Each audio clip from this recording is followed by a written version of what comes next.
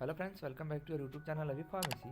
तो फ्रेंड, आज की इस वीडियो में हम लोग बात करेंगे isotonic solution versus isoosmotic solution, यानी आइसोटोनिक सोल्यूशन और आइसोऑस्मोटिक सोल्यूशंस के डिफरेंस के बारे में बात करेंगे कि ये दोनों सोल्यूशन में क्या डिफरेंसेस होते हैं, ये किस टाइप के सोल्यूशन होते हैं। तो चलिए आज की इस वीडियो को हम लोग स्टार्ट करते हैं।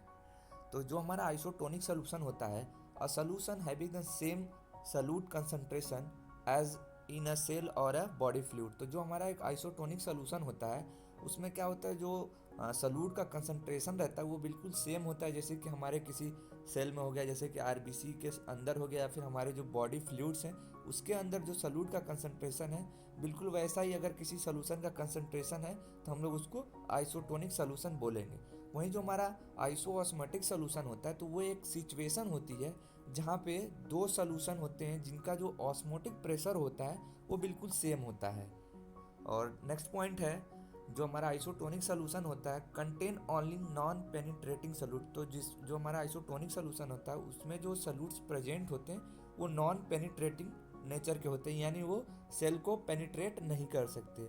वहीं जो हमारा आइसोऑस्मोटिक सोल्यूशन होता है, तो उसमें जो सॉल्यूट्स होते हैं वो दोनों टाइप के हो सकते हैं, पेनिट्रेटिंग भी हो सकते हैं as well as non penetrating भी हो सकते हैं। नेक्स्ट पॉइंट की बात करते हैं, जो हमारा आइसोटोनिक सोल्यूशन होता है have different osmotic pressure from the cell they surround. तो जो हमारा आइसोटोनिक सोल्यूशन है उसका जो ऑस्मोटिक प्रेशर है वो हमारे बॉडी के सेल से या बॉडी फ्लूइड्स जो हमारे बॉडी के हैं उन दोनों का ऑस्मोटिक प्रेशर डिफरेंस हो सकता है। वहीं जो हमारा आइसो ऑस्मोटिक सोल्यूशन होता है उसमें जो ऑस्मोटिक प्रेशर होता है उस सोल्यूशन का और जिस सेल को वो सराउंड किया रहता है उन दोनों का ऑस्मोटिक प्रेशर बिल्कुल सेम होता है। नेक्स्ट पॉइंट की बात करते हैं, जो हमारा आइसोटोनिक सोल्यूशन होता है, this solution do not cause the cells to absorb water from the surrounding और to lose water from the cell. तो जो हमारा आइसोटोनिक सोल्यूशन होता है, जिस सेल को सराउंड किया रहता है, सेल या तो उसको वाटर को अपने सराउंडिंग से एब्जॉर्ब नहीं करता, यानी उस जो बाहर का वाटर रहता है या जो सोल्यूशन है वो सेल्स के अंदर नहीं जाता। वहीं जो सेल्स के अंदर जो फ्लूइड भरा होता है वो भी बाहर नहीं आता, क्योंकि दोनों का ऑस्मोटिक इन नेचर है, जिसकी वजह से ऐसा नहीं होता।